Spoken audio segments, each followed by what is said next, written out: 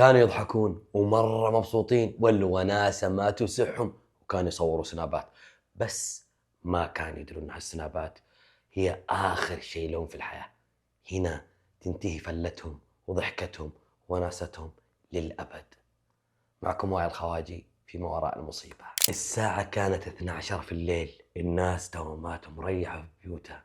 سيارة كانت تمشي على أحد الشوارع 160 كيلو متر في الساعة، والضحك مسيطر على داخلها مع صوت الأغاني المرتفع شوية.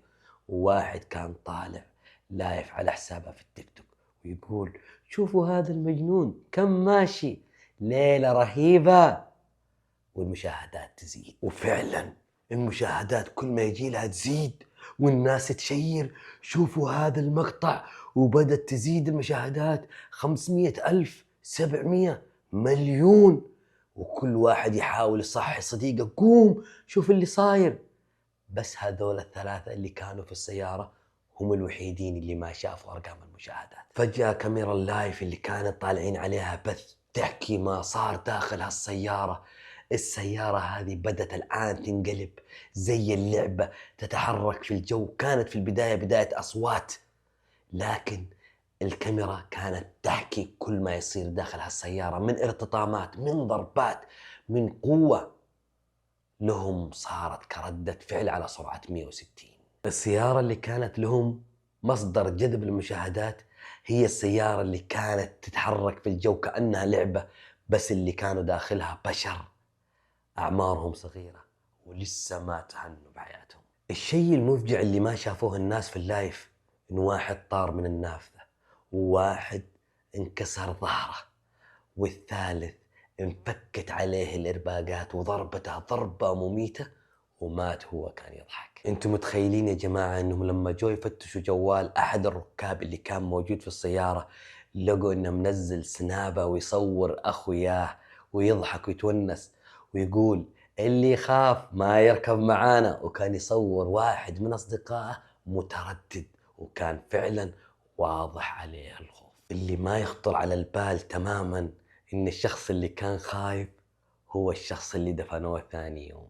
كلهم كانوا شباب وكانوا ودهم يتونسون، بس ما هم مستوعبين اللي جالس يسوونه هذا غلط، وكان هو اللي راح ينهي حياتهم. أحيانا يا جماعة الخير بعض التصرفات الفردية تنهي آمال كبيرة وتحطم قلوب مأملة عليها ناس كثير. في ناس تتحدى الموت، بس على فكرة الموت ما يحب التحدي. دائما الموت بصورة حازمة وصوت صارم ينهي كل شيء. تخيل معايا أنت يا الغالي للحين تشوفني إنه فعلا يوم من الأيام تكون آخر سنابة لك أو آخر لايف تيك توك أو آخر شيء حيشوفوه لك الناس. إيش تتمنى إنه يكون؟ وأهلك اللي يحبونك هم اللي يشوفون المقطع.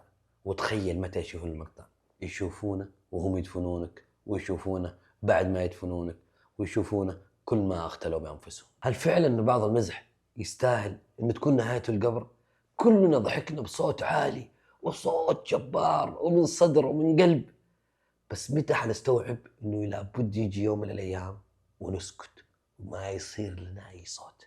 جات الدوريات وجاء الاسعاف وجاء المرور وجاء نجم من هول ما صار في السوشيال ميديا، وباشروا المكان. وكان داخل رجال الامن حزن اللي ما شافوه في السيارة وخارج السيارة من اعمار صغيرة توكلت من هالدنيا بسبب تهور أو إنه شد للناس. تخيلوا معي سجلوا المرور الحادث سببه سرعة وانشغال في الجوال، ولكن السبب الحقيقي هو الندم، هو الحزن، هو الأثر اللي حيبقى في قلوب أمهاتهم والناس اللي تحبهم إلى أن تقام الساعة. ترى إحنا مهما سوينا ومهما رحنا وجينا وكبرنا نظل صغار في عيون أمهاتنا. أنا ودي أسأل كل شخص يشوفني الآن: أمك اللي ما تنام إلا لما تطمن عليك، حتى لو أنت كبير وصرت متزوج وعندك عيال، أمك الوحيدة اللي تشوفك في عينها صغير، إيش ذنبها أنها تقعد الأيام كلها تبكي عليك بسبب لايف أو سنابة لشد الانتباه والمشاهدة؟ الأصدقاء الثلاثة اللي كانوا في السيارة، 2 في المستشفى وواحد ساكت إلى الآن ما يتكلم، لأن كانت نهايته بسبب لايف تيك توك. لما بدوا يتشافون الناس تسألهم إيش سبب الحادث؟ كان كلهم يقولوا إحنا نتونس، ولا واحد فيهم قال كنا واعين. لو كانوا واعين ما كان صديقهم الثالث تحت التراب. الفيديو صحيح إنه انتشر وكل الناس شيرته، بس نسوه بعد يومين، ولكن صديقهم الثالث ما زالت أمه تبكي إلى اليوم وما راح تنساه. نزل اللي تبغى، بس لا تخليه آخر شيء تنزله يندمون عليه الناس اللي يحبونك.